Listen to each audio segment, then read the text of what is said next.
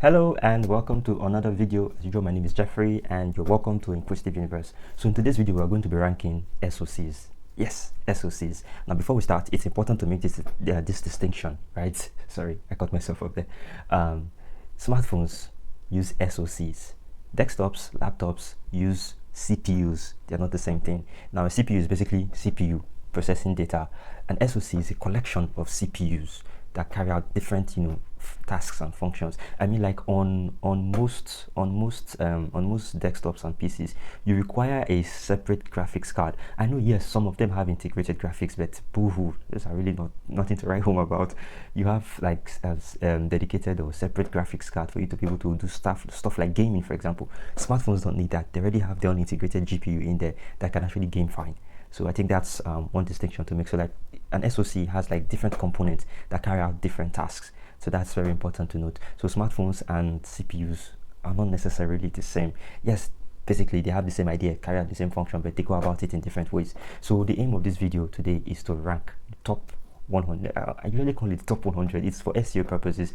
In truth, over time, I think from 2014 till now, there has been way over 300, if not even more SoCs, but I'm going to keep this one at 180 limit because I only have to stick with the relevant ones so that you would know which SoCs are here and which SoCs are there. Now, why do we rank SoCs? What's the point of even bothering to rank SoCs? This is because all SoCs for smartphones are not made equal.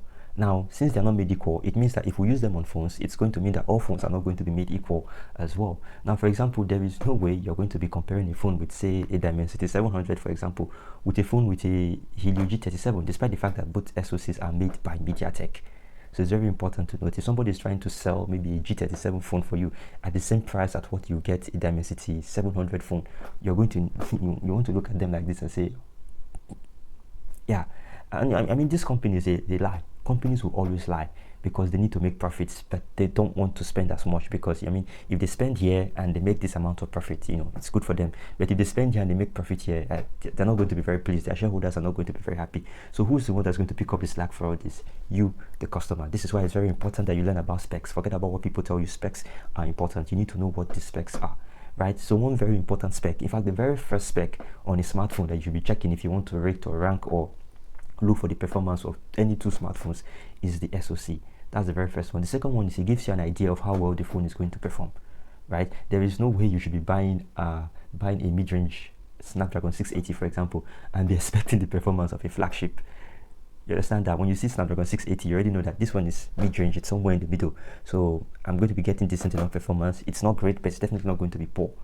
You understand that? So that's why you need to know, like, I'm rambling here now, but I'm trying to sell the idea of why I made a list of top 100 smartphone processors, right? And I think it's very important that you also, like, check this out for yourself too and see how they work. Basically, we have like several cadres divided into three: flagship, mid-range, and entry level. So when you hear flagship or flagship killers, or even premium mid-rangers, these ones are like at the very top in terms of performance.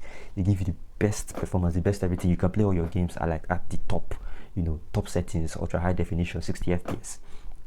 Then you have the mid-range, and the mid-range is divided into upper and lower mid-range. Mid-range is like the middle spot of everything. It's not great, it's not bad, it's just good. Most of the time in the upper mid-range, very good, but good all the same.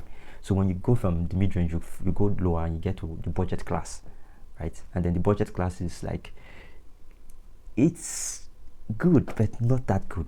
You get, like, you can try play games with these ones, but you're going to have to keep your games at most of the time low settings. Yeah, at low settings if you want to be able to play. And most of the time the best games that are available for mid-rangers will not be available for you to play at budget level.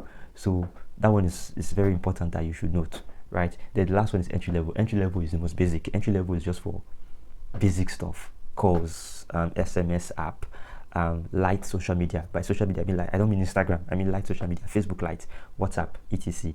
And that's like at the very bottom. Now, the sad thing is that most of the time companies will buy cheap entry-level SoCs, put them inside phones, because the SoC inside the phone is what determines the class of the phone. So if you put an entry-level SoC inside the phone, that phone becomes an entry-level phone, and then they want to sell it at the price of a mid-ranger, and then they come up with all these marketing tricks and stuff to get people to part with their hard-earned money for trash.